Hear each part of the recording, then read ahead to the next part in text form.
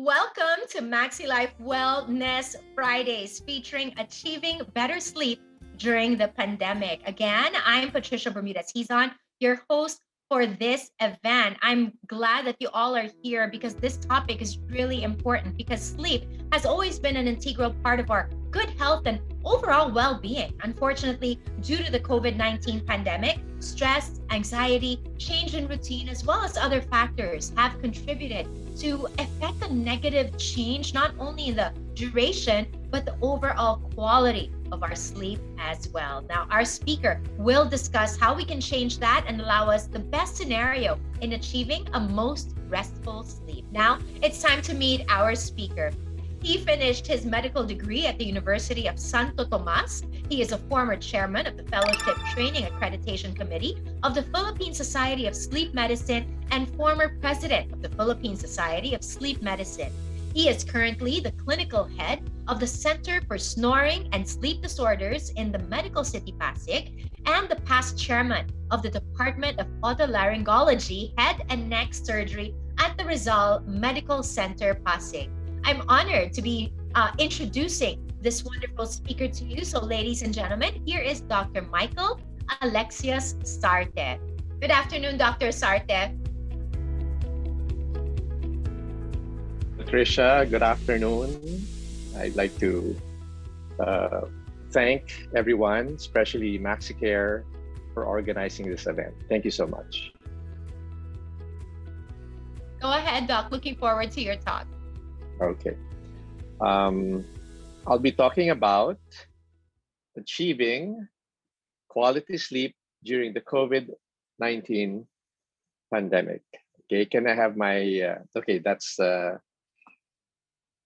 first slide is, we're gonna talk about sleep basics so that we can have some idea or a good idea regarding sleep and the lack of that or sleep deprivation, and talking about especially where everybody or the whole world is in this situation of the COVID-19 pandemic, the challenges that it comes with, and how we can address this, especially when it comes to talking about sleep. And last but not the least, we'll talk about sleep hygiene, things that we can do from where we're at. Okay, again, I'd like to thank Maxicare, the consultants of Maxicare. Shout out to the doctors of Maxicare who've been helping our patients during the COVID-19 pandemic. My wife, Kelly, is a dermatologist. My wonderful cousin, Sarah Black, she's a meditation coach. Warm greetings, guys. Okay, next slide, please.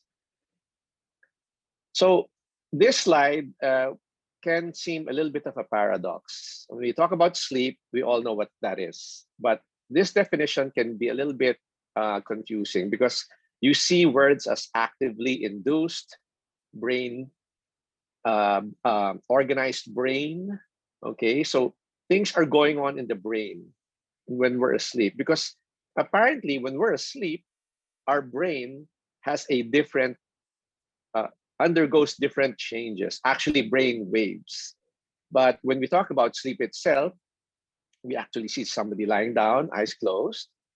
Obviously, we don't want to wake that person up. Well, of course, if it's sleep, it's easily reversible compared to other concerns that are not as good, like coma, etc. We'll not talk about that. But when we talk about sleep, and as I mentioned a while ago, when we're asleep, our brain waves are moving. I'm going to show you a slide later when we talk about brain waves. Next slide, please. So why do we sleep in the first place? Okay, is it for body repair, to repair tissue that we have spent the day before? Is it to strengthen us and get us prepared for the next day, energy replenishment? Predator avoidance, what is that? It means prehistorically, when we did not have the protection of our homes, we had to live in, for example, caves. And when we were in caves, of course, we would sleep. That makes sense. Thermoregulation, of course, improves our memory. neuronal integrity, and resculpting of synaptic populations. We have in our brain are billions of nerve connections or synapses. And we sleep because we want to refresh, strengthen, reorganize our brain connections, all in preparation for the next day. Next slide. So the basic question is, how many hours of sleep do we really need? So it really depends on the age. For those of you who have kids at home or babies at home, the slide is there. Okay, of course, they need a lot of sleep because they're still in a very infants, babies, or even toddlers, kids, they're very, very important phase in growth and development. Whereas adolescents and adults, the numbers are there. Okay, roughly for adults, of course, I'd like to give it 7 to 9 or 5 to 8, around that number, safe number. It's not only the duration though, it's also the quality. Next slide, please. So I'm showing this slide because regardless of age, all right, so you have your x-axis is looking at the age, and then your y-axis is looking at the how many in terms of we're talking already about in relation to hours of sleep. When we talk about age, it doesn't matter how what age we are. We really need to have quality sleep, okay? And we really need a combination of shallow and deep sleep. Okay, next slide. So this is the slide I was talking about when I mentioned about brain waves. And when we're asleep, the shallower sleep, we don't have a lot of movements in the brain. But as we get deeper into our sleep, as you can see here, the delta sleep, that is actually seen in deep sleep. Okay, so our brain has movements, or the brain waves. There are a lot of occurrences there when we are in deep sleep. Okay, so from shallow sleep, we have your stage 1, stage 2, and then stage 3 or N3, and then going to rapid eye movement sleep, the brain waves change. Next slide. So we always, for adults especially, we always jump into sleep in the first stages, N1 and 2. N1 is probably about 5 to 10 minutes of sleep. And then when we go to N2, you spend around 50% of our sleep. That's actually non-rapid eye movement. There is, however, an N3 or a non-rapid eye movement, which is also deep sleep. That's also important. Okay, next slide, please. And when we talk about, next slide, please.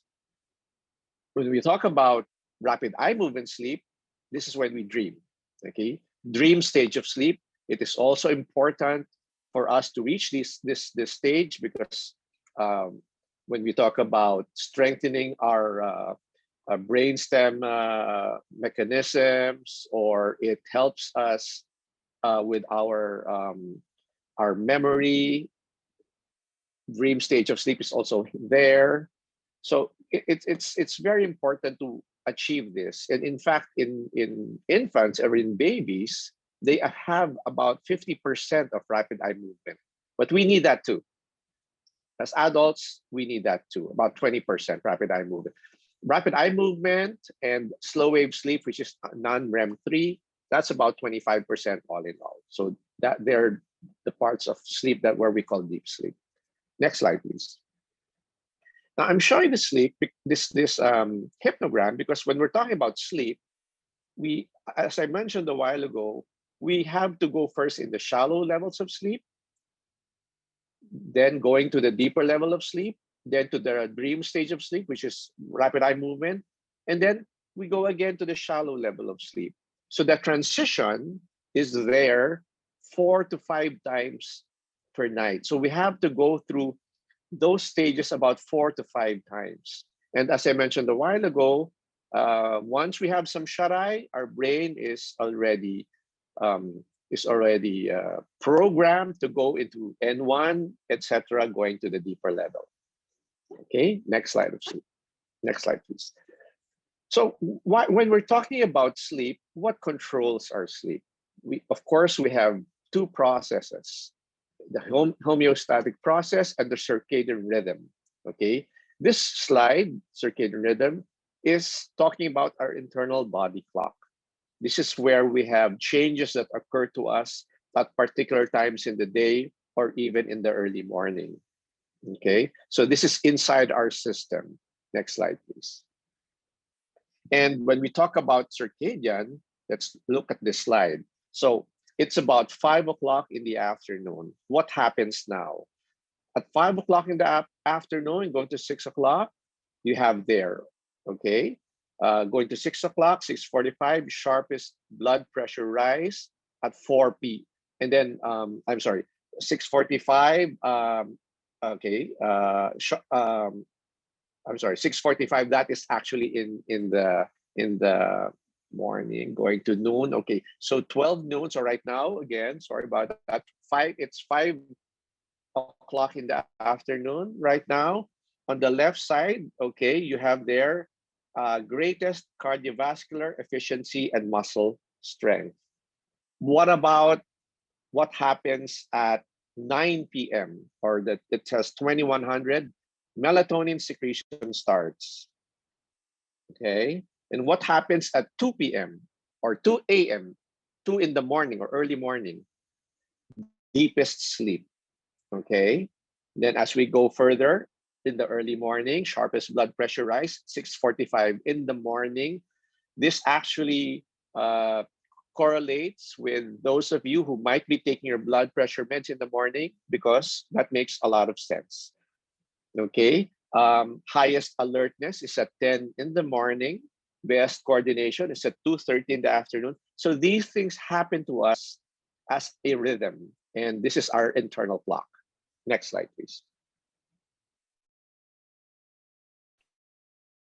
Now, this slide is important because remember, I drive in the circadian drive. Now, so that it's not too confusing, when we talk about this sleep-wake cycle, when we wake up in the morning, our internal clock really tells us to wake up. Our sleep drives, if we get about 6 or 7 hours of sleep, our sleep drive or our homeostatic drive to let us sleep is still low. But as we go further into the day, 9 a.m., 10 a.m., 12 noon, that's when our homeostatic drive to sleep rises a little bit, and it goes up higher as we go into the daytime, in the afternoon, especially at nighttime. And at nighttime, this is when melatonin comes out. That's what is also controlled by our circadian clock. Next slide. I'm showing you the slide only because, okay, right now it's 5:22 in the afternoon. The sun is still out. It's or probably going down already. But just as long as we're exposed to light, it entrains our sleep-wake cycle. So as our eyes are stimulated because of the light, and it goes into a pathway where our pineal gland does not release melatonin, definitely that is a signal that we should be awake. Okay, whereas at night, when when it's dark already, signals are brought again from the eye, leading to the pineal body to release melatonin. That is the time we're going to go to sleep, or that's why it's called our sleep hormone. Next slide. Okay, so sleep deprivation, guys. I think we're already getting close to what we should talk about in relation to COVID-19. I just wanted to show you a few slides of when we lack sleep, what happens. And the next few slides we will be talking about is actually a testament to that when we lack sleep, things happen, bad things can happen. Next slide, please. So this is the 3 Mile Island. Next slide. This is the Chernobyl nuclear power plant in Russia. Next slide. The oil tanker, the Exxon Valdez. Next slide. And the Space Shuttle Challenger. All of these so-called catastrophes happened, and they were attributed because the workers there made certain errors because they did lack sleep. We don't have to go far. Next slide, please. For those of us who do not have enough sleep, unfortunately, it is a risk factor for motor vehicle accidents. Next slide, please. So when we talk about being sleep deprived, if we have 3 continuous nights of having poor quality sleep, a combination of poor quality and poor duration, that's when we can have not unrestful sleep, and that's when we can already have these effects or negative effects, and hopefully we don't get into an accident, especially when we're driving. And corollary to that, for those who don't get enough quality sleep, driving, being awake for 17 to 19 hours is almost or about equivalent to a blood alcohol of 0.5, or which is about 2 glasses of wine. And we know that driving under the influence is if I'm not mistaken, 0.08. So definitely, if we're talking about being sleep deprived, it is as if we have a high blood alcohol level. And unfortunately, this may account for about 60 to 60% of road accidents. Next slide. Now, if we lack sleep, things can happen regarding our mood. It impairs our judgment. We are more irritable. We get tired easily. Okay. And as I mentioned, memory is affected. And we are less likely to be happy. Okay. Next slide. Now, this is important.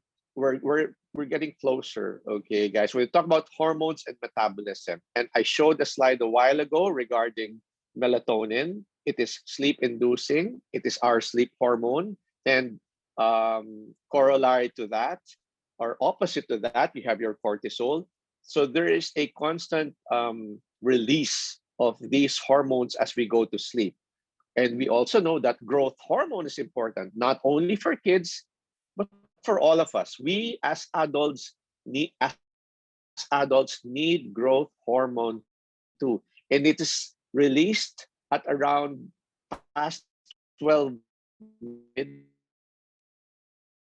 And that's why it's important to really have at least 6 to 7 hours of sleep, because especially for kids, for example, they need growth. Particular hormones are important and vital. What happens if we don't have enough sleep as well? Unfortunately, when we're talking about obesity and diabetes, there are strong data that if we don't have slow wave sleep, that is deep sleep, growth hormone secretion is affected. It impairs, or it may impair, our sugar metabolism. Leptin tells us that we don't have to eat anymore, or it decreases our appetite. Ghrelin tells us that we should eat. Unfortunately, if we are sleep deprived, there is a mismatch of these hormones. And because of that, we tend to have a risk of developing obesity. And if that is not halted or controlled, it may lead to diabetes. Next slide, please. I'm showing this slide especially during this time where we are hopefully getting vaccinated for COVID-19. This slide is important because the antibody titers of individuals who are post-vaccinated may depend on the number of hours of sleep. So for example, when we talk about the upper part of the slide, subjects vaccinated after 4 nights of about 4 hours bedtime compared to subjects vaccinated after 8-hour bedtimes. As you can see, the antibody titers of individuals who are vaccinated and have 8-hour bedtimes have higher levels compared to those who are not well rested or sleep well compared to those who have wonderful sleep. So don't forget that when we get vaccinated, it's not that when we get vaccinated, that's it. We need to give the vaccine an environment so that we can have better antibody titers. Next slide, please. And unfortunately, if we don't have quality sleep, it is an increased risk for hypertension and heart disease. Next slide. Okay, so what are the challenges during COVID-19? We've been in this for a year, more than a year. Okay, first, loss of routine. Okay, so the quarantine, the enhanced community quarantine is really a medical quarantine because of the jump of individuals, or the jump of the numbers of patients or persons who have COVID, and we know that it can be transmissible. Then we just have to stay indoors as much as we can, unless we really have to go out for essentials. But otherwise, when we talk about staying at home, medical quarantine, working from home, okay, and of course, transportation uh, has to be controlled as well. And because of that, our routine is changed. We lose our routine, the usual wake up in the morning, breakfast, go to work, lunch, work again, then go home. That is actually lost. Next slide. Social isolation. Okay, unless we see our friends online, we don't see our friends, our relatives, co-workers. We don't go to church. We don't go to the gym. Events are gone unless it's online, which is, we know, different from face to face. And with the continuing quarantine, eating out has been a thing of the past for a lot of us. Going to the mall or traveling, we know that this has led to social isolation in a lot of us. Next slide. And because of that, and in connection with that, they're all interconnected, right? We have worry, we have anxiety, whether somebody got sick or somebody died because of COVID-19, and are we sure that we are protected? Are we going to get it or not? So we're talking about worry, anxiety with regard to our health, our loved ones at home, and of course our finances, because things have really changed during COVID-19. And because of that, it has led, since our routine has changed, it has led to an increased incidence of short-term, acute or short-term insomnia. And hopefully, once this pandemic passes and the stress passes, which is already this pandemic, then everything goes back to what it used to be. Then once the stress goes away, then hopefully we can regain already our routine and get back to our regular patterns, especially our sleep. Next slide, please. So what are the suggestions? Okay, so this is very important, guys. Everything what I'm going to say here, guys, is very doable, and they're based on the data that had been fast tracked, because we know that COVID has affected the whole world. If you can target 5, 6, or up to 8 hours, that's actually good. But aside from that, make sure that you get up at the same time, whether you work or not. Okay, which means that regularity is the key. Okay, a regular wake up time, regular bedtime and wake up time is very important, because as I mentioned a while ago, we have our own internal clock. And as long as we exercise that, it will also form part of a memory that will help us have that routine. Okay. And as much as possible, don't vary your wake up time by more than an hour, because if you do that, it can confuse your internal clock. If you have to nap during the day, that's okay, but make sure it's just a nap. When we talk about nap, it's not more than 20 or 30 minutes tops, because if you sleep more than that, it can again affect your sleep wake cycle. If you sleep more than 30 minutes, definitely it can have a negative effect for your night's sleep. Okay, and as I mentioned, the internal body clock can be confused. Now, how many hours of sleep do you really need? If you like, you can make your own sleep diary. Okay, uh, uh, write in that diary to check you slept 6 hours or 7 hours, and write it down, and ask yourself, am I more rested with this number of hours or this number of hours? So you can do that. You can do that. And when we talk about sleep diary, it's not only your activities at night. You can also list your activities in the day. And remember, it's very important, the term regularity. Next slide. Okay, when we talk about electronic devices, that's already our lifestyle now. Okay, a lot, even before the pandemic, a lot of us were already using devices. but even more so now. Okay. And when we talk about that, it's actually not the Wi-Fi. We know that it's actually the devices that are connected to our Wi-Fi. Okay. And unfortunately, if we use it close to bedtime, it may affect. Remember, we talked about the light that is sending signals to our eyes and going uh, to the brain, and it signals our pineal gland to release melatonin. So if we use electronic devices with that light at night, it can again affect our sleep. Okay, so definitely, if you're going to use an electronic device or anything that is bright, not too close to bedtime. That's very, very important. Next slide. Okay, when we talk about COVID-19, the pandemic that has been here for more than a year, a lot of us are working from home. Kids don't go to school. Honestly, I think especially for kids, when they know that they don't have to school, initially they're happy because it's like being on always on vacation because they don't go to school. Even also for adults, okay, and because of that, it's not unusual that we can binge, okay. And one of the suggestions, especially during this pandemic, is be aware that drinking, especially drinking too much or smoking too much, especially close to bedtime, is not good. Okay, so avoid that, especially close to bedtime. Okay, drinking, smoking, caffeinated beverages.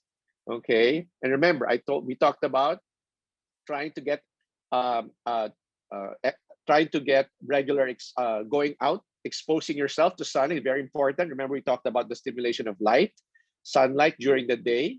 Okay, sunlight during the day, a dark bedroom of night. It helps us regulate our sleep-wake cycle. And of course, let's not forget vitamin D. Vitamin D, we all know, helps protect us against COVID-19. Next slide, please. Okay, I made a particular slide. I dedicated a particular slide to this for good reason. Okay, the word there is move. Okay, ideally, the recommendation is to exercise 150 minutes a week or 30 minutes a day. All right. Again, the term regularity. Regular exercise promotes better sleep. Okay, but not close to bedtime. Okay, not close to bedtime, and maybe not a lot of us know, exercise is an underestimated antidepressant, and it may even be equal to an antidepressant. Maybe not as close, but it's actually underestimated. Okay, and I'm happy that our host, Ms. Patricia, talked about that survey a while ago. With all of these things happening, it can be depressing. Exercise is an underestimated antidepressant. And very, very fresh data. You can look at this in the New York Times. COVID patients most active, exercise on a regular basis, were the least likely to be hospitalized or die as a result of the illness. Okay, why? Because exercise amplifies our immune response. Okay, better fitness also heightens antibody responses to vaccines. Okay, so many reasons to exercise, to move. Good for sleep, good for immune system, protection against COVID or the ill effects, and as an underestimated antidepressant. Next slide. Now, as I mentioned a while ago, since a lot of us are, as we are, of course, told to stay at home during quarantine, it might be a little bit difficult to stay away from foods or let's say chips, or because of course we watch TV, and so mindful eating is very important during this COVID-19. Okay, try to eat the nutritious foods. All right, nutritious foods. It's the information about nutritious foods are all over. All right, and for sleep, okay, do not go to bed hungry or full. Okay, because if you're too hungry, it will be very difficult to sleep, or if you're too full, you might have hyperacidity, and that can also give you problems sleeping. Okay, now not only for sleep but also to help us with anxiety or stress, meditation is very important. Okay, meditation, breathing, relaxation techniques. Okay, positive meditation to free your mind. Okay, so this is very important. Maybe during this COVID-19, we are given an opportunity to spend time focusing on meditation. Okay, now don't forget, you can take a break. Okay, during the day, you can take 15-minute breaks. If you're worried about something, you can write it down. Okay, then after that, put it aside. Rather than maybe, unfortunately, with what's in the news, it can be, we can be worried, we can be depressed. It's not a bad idea to not look at the news, because I like to think that they tell the same things almost every day. All right, so take a break from that. Next slide. Okay, we're already there in that slide of sleep hygiene, and the suggestions I gave about COVID-19 is very important. This just augments when you talk about sleep hygiene, especially for those who have concerns of sleep even before the pandemic. Next slide. Okay, so when we talk about sleep hygiene or sleep tips per se, all right, the bed is really something that we need to use when you go to sleep. So if after 20 minutes you're not yet sleepy, then you can go up, maybe listen to some music or read a book.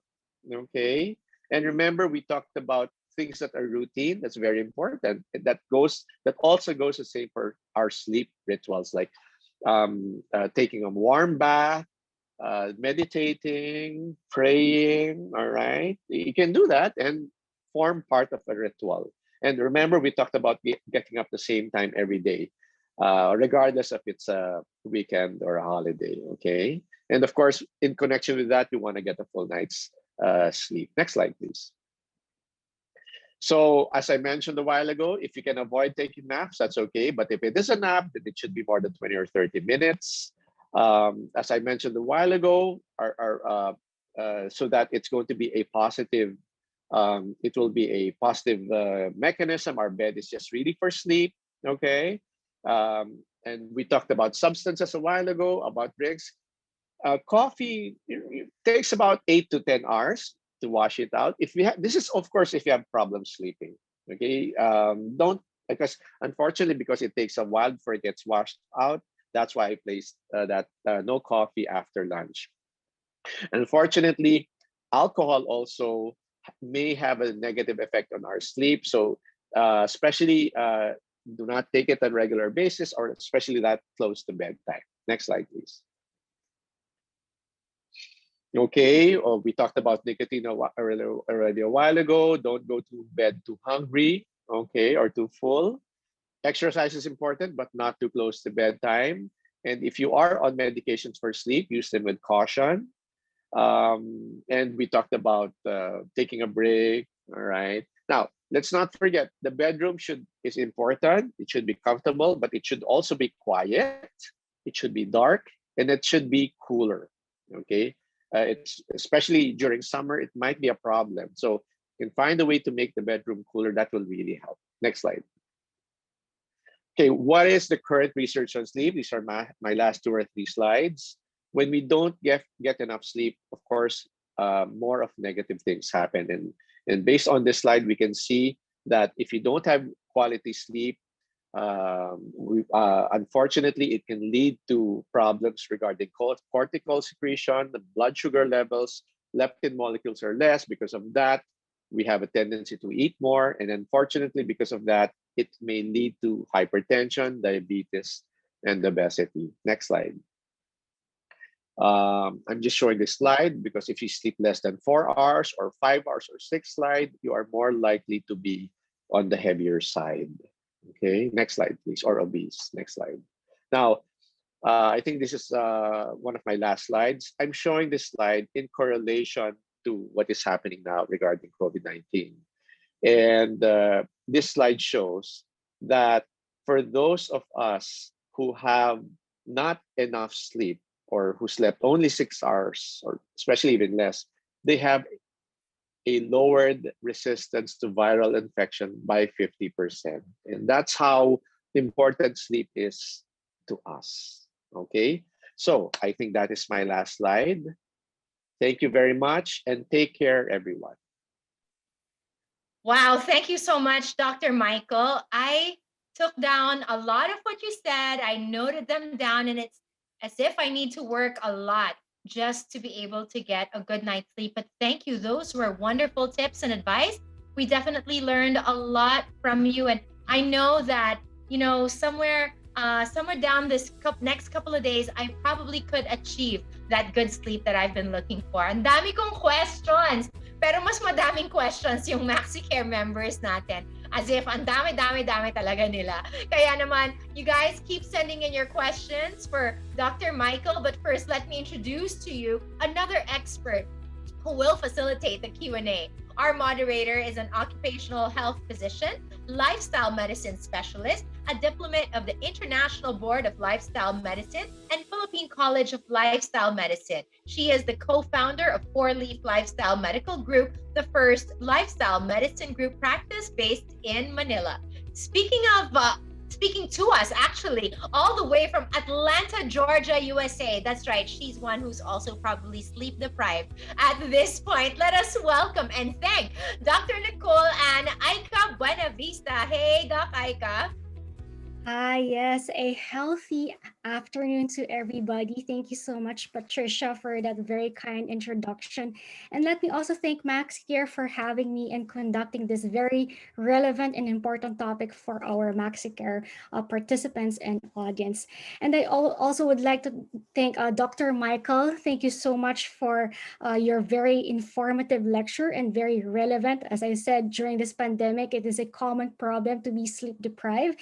And I'm also want to say that I'm honored to moderate your webinar, Doc. I wish I encountered you during my medical training. I'm sure I would have learned more during my medical training, but I'm really blessed to meet you online virtually through Maxicare. This is our new normal. We meet online. And again, personally, I learned a lot. So I've been taking notes, Doc, with my doctor handwriting here. And just to give a bit of a breather for you, Doc Michael, I'm sure it's really tiring to talk for how many minutes for our straight of lectures. So let me just give a short summary of our discussion this afternoon. We learned, of course, from our expert, Doc Michael, the sleep basics, okay? We also learned about the different stages of sleep, as well as how the circadian rhythm works. Okay, maybe probably it's a new concept to a lot of us. We learned about melatonin, how it works in our body. And most importantly, we learned what are the effects of sleep on our health. So we learned that being sleep deprived will make us more prone to obesity, to diabetes. It gives us a higher risk for cardiovascular diseases like heart attacks and stroke. We also talk about its effect on our immune system, like being sleep deprived will weaken our immune system. And of course, Doc Michael emphasized on the effects of COVID-19 on our sleep. So it's very common again that we are having a hard time sleeping because of all this anxiety and worry, and that he gave us very practical tips indeed on how to improve our sleep, having that regular pattern. So personally, Doc, since I'm here in the US, what I do is have a regular pattern even though I'm on a night shift. So having that consistent sleeping pattern does help. And he also gave us tips on how to have a sleeping diary. So personally, that also works, especially if you're trying to improve on your health. And last, he emphasized the importance of sleep, that our body needs it to rest properly. So let me start off, Doc, with our questions. We have quite a lot of questions, in our Q&A box. We have so many questions. Hopefully, we can address that one by one. So the first question that we have from our audience, a very common question that we have is, are sleeping pills like melatonin supplements safe, the ones that we can buy from healthy options and from Kirkland? So are they safe? And if it's your first time, what is the proper dosage or correct dosage for our participants? Thank you, Dr. Aika. Thank you for that question also. Um, if we look at the indication for melatonin, it's actually really for circadian rhythm concerns. Okay, it's not really indicated for insomnia. When we talk about circadian rhythm, I think it's easier to connect to that when we talk about jet lag. Okay, So there's really a different program for those who travel to a different time zone. When I tell them, okay, you may take melatonin because you're traveling to a different time zone. For insomnia, however, it's not an indication. Having said that, though, and a lot of people use it, um, of course, we know that there is such a thing as a placebo effect. Okay, that's one. And secondly, when it is taken, all right, because when we talk about remember I showed you a slide a while ago about the circadian clock. Melatonin begins to be released at around 9 in the evening. If in case I would recommend you to take melatonin, it would be around that time, okay? Between 9 in the evening to 12 midnight, because that's the time that melatonin is well released. After 12, it is still released, but not as much anymore compared to that time. I would just begin with the 3 milligram dose because the 3 milligram dose has the most data. Maybe increase it to 2 tablets at night. But more than that, actually, is the recommendation of the non-pharmacologic. But of course, going back to melatonin, I would again there's because aside from the placebo effect, and we do know that it is melatonin itself, and when we take it, it sorts of sets us up to start to sleep. Because as I mentioned a while ago, if we take it between 9 to 12, and melatonin is released, and you take an external melatonin, it may be not harmful. Okay, and if especially for older individuals, the data is that it may cause some sedation, not so much for younger individuals, about less than 65, but for 65 and over, it may cause some sedation. So I would tell them to be very careful if they're taking that. So in other words, I would just really start with a small dose.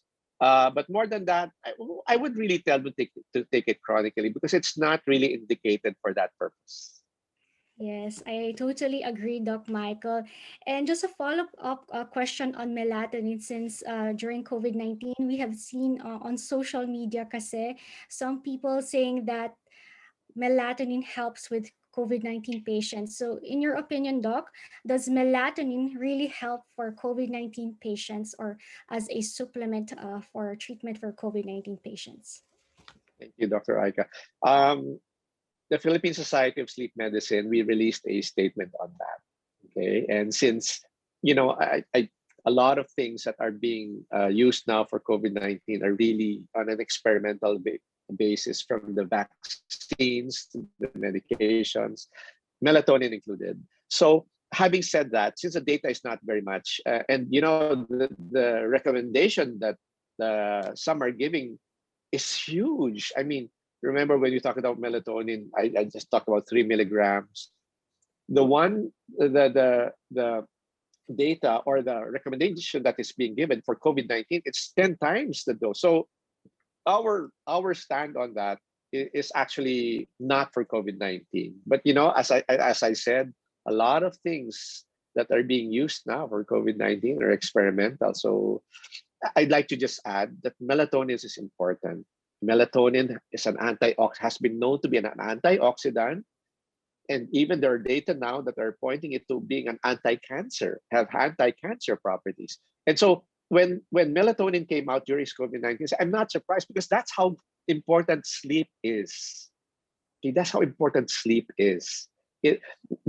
There's a lot of data point. If you have good sleep, it also protects us against cancer, and melatonin is partly responsible for that also.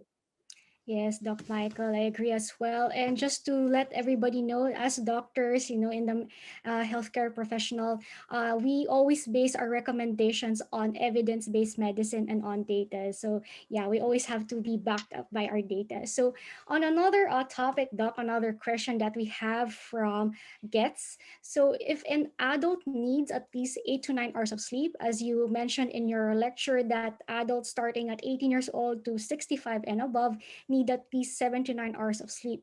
So why is it that as we age, as we get older, we experience difficulty of sleeping? So yes, Doc, what's your take on that?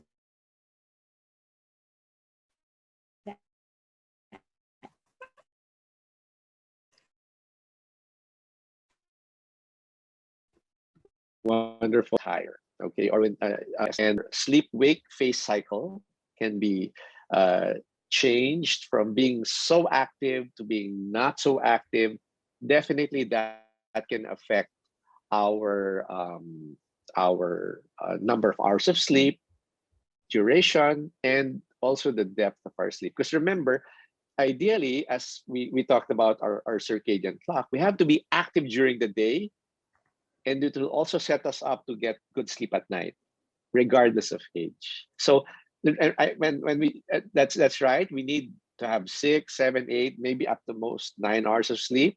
But this is when we're adults, this is indefinite. And if we do retire, we really have to be active. We have to find ways to keep our our our mind and body active. And let's not forget, exercise movement also prevents us from developing fatigue. So a sedentary lifestyle can lead us to not only affect our sleep, but can also make us feel tired all the time. Yes, that's true, though. I think we should be moving, we be more active. So personally, in my experience, I do exercise,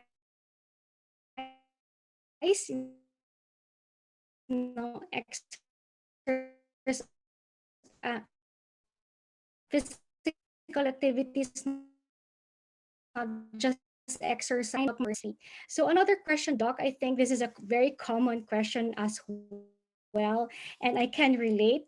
What about those who are on a night shift? What is your recommendation, your advice? Personally, I'm helping my patients in the Philippines in Philippine time. So I think in our participants, they were answering what company are they working for. So we have a lot of BPO audience participants right now. So what is your recommendation to the night shifters? Thank you, Dr. Aika.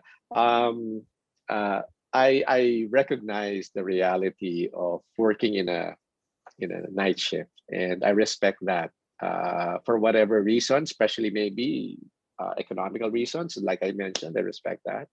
So having to give the advice regarding that, and because you do have to maintain that certain type of schedule, the best recommendation I can tell you is um, to live a first proper nutrition.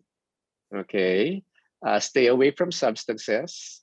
Okay, monitor your health. If you're looking at doing it long term, make sure you have an annual checkup, have some blood tests, have check your heart, because it's a different time, it's a different shift. Okay, now what about the recommendation to keep what has been acceptable and can be is actually caffeine. Okay, so I tell my staff, you since you have to be awake, but the good thing in the sleep lab is they do it on a rotation basis. But if you do work on a night shift for like 5 nights a week, of course, Dr. Aika, that can of course cause sleep deprivation. But for those who do not, and it's a rotation, and you have to be awake, I tell them to take caffeine, sips of it, maybe not very much, so that it will keep them awake. Now, once they go home, they have to wear dark glasses so that the sunlight doesn't get them. Make sure that their bedroom it has a dark, has a thick curtain. It's quiet, so that at least you can get sleep, even if it's not in the night. At least you can get sleep for the benefit that you can still get. Yes, Doc. Thank you so much, Doc Michael. And if I can add to that as well, since I am lifestyle medicine specialist, as Yes, specialists, we want to walk the talk, diba, Doc? So, of course, the yes, optimal recommendation, of course, as you've mentioned, is to sleep at night because that's the best time that physiologically our body is at optimal and we are able to renew our cells and tissues.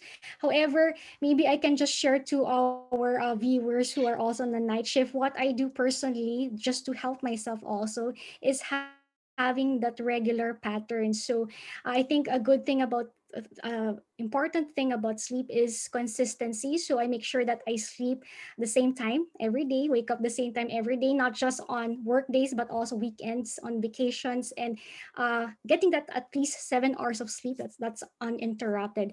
And of course, as you mentioned, it's important that we still also look into our lifestyle. So eating well, you mentioned in your lecture, yung nutritious food, doc, mga fruits and vegetables does help, and exercising, and especially, doc, meditation. As you've said, your cousin, si Miss Sarah Black, diba, and focuses on meditation does really help. So thank you for that, doc. And doc, we have another question. It's quite interesting question. I think you're an expert on this field, talaga. Is how would you know if you are snoring? So I think there's a question of most patients. How do you know, doc, if you are snoring? Okay, thank you, Dr. Aika. Of course, if you have a bed partner, that's your bed partner will inform you.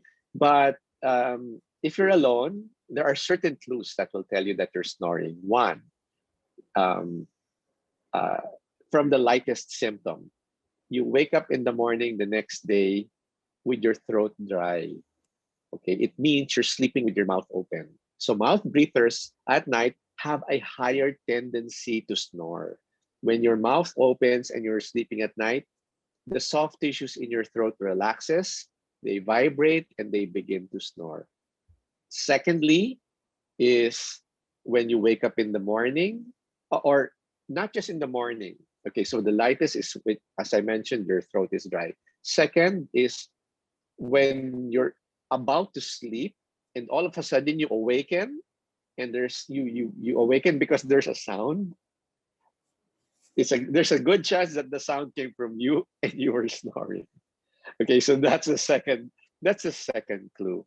Of course, the social clues are nobody wants to stay with you in the room because you know that they know that you're snoring. But if you're alone, of course, those are the two clues that I would say that you're snoring. First, as I mentioned, you sleep with your mouth open, throat is dry, and then secondly, it's because you awaken and then you think that there's a sound, but there's a good chance that the sound came from you. I would add a third, okay? And if your snoring is really loud, okay, and it might lead to apnea, you may wake up with a headache, and that's not a good thing.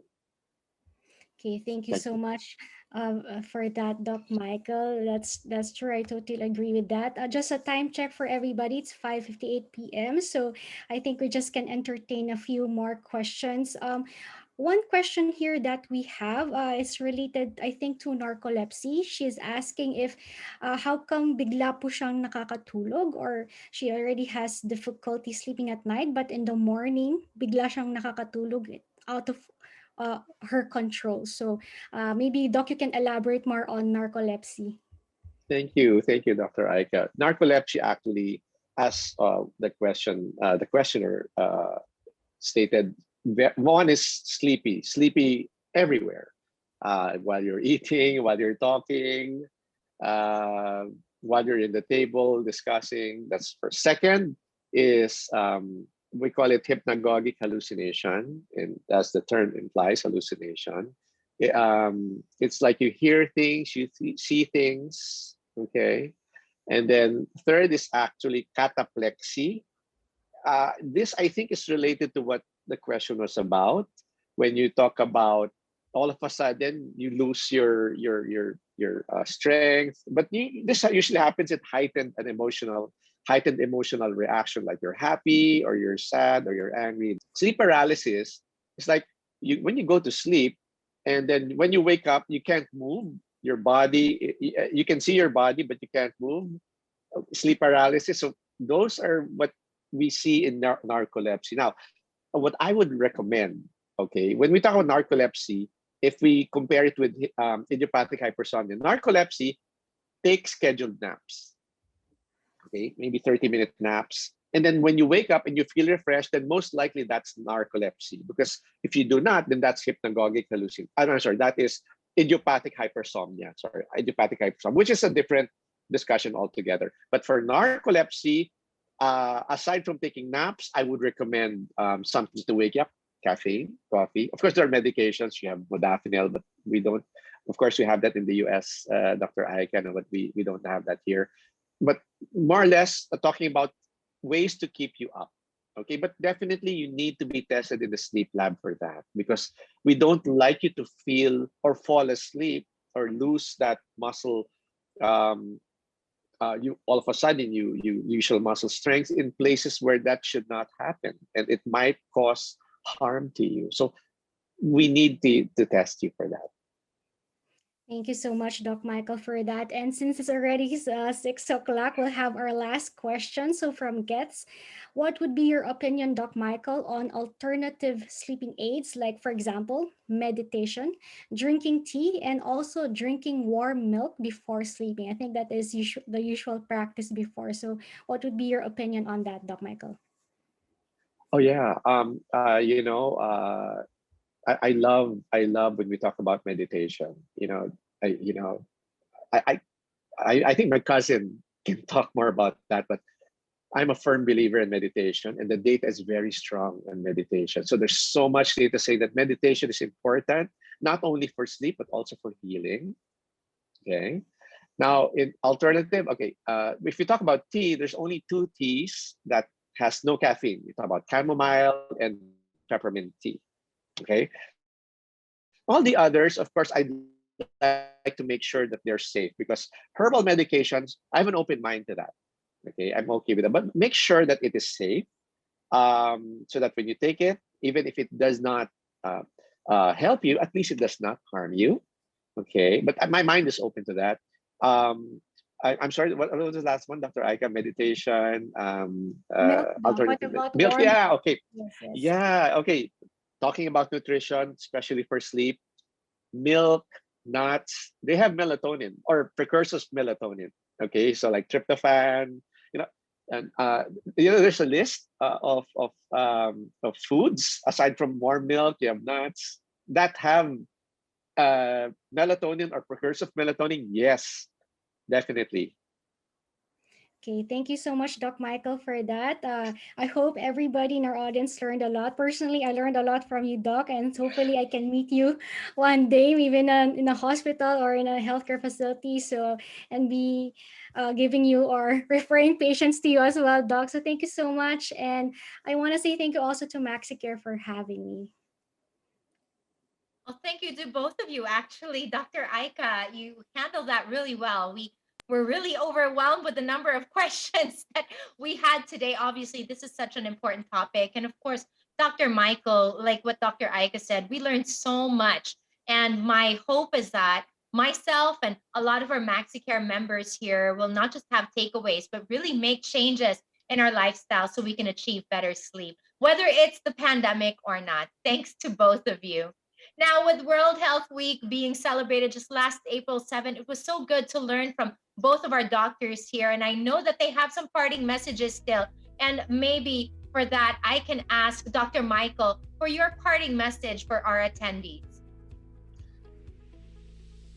Take care, everyone. Thank you very much for listening. And it's always an honor for me to be able to share what I can. And my hope is for everybody to be safe, okay, during this pandemic. Eat well, exercise so that you can sleep well. One of these days, we're all going to get through this. Thank you so much, everyone. Thanks again, Dr. Michael. Now, thanks again to all of our MaxiCare members for attending, for participating, and for just being here and learning with all of us. Now that we've done with our Q&A, I know that you guys were really engaged throughout this event. Can we invite you to all please take a few moments to answer a feedback form? Now, here is a link on the chat and also a QR code that you see on your screen right now. Of course, your feedback would be most appreciated. You can take a photo of this QR code, or you can go to the site that the QR code leads you to after this event.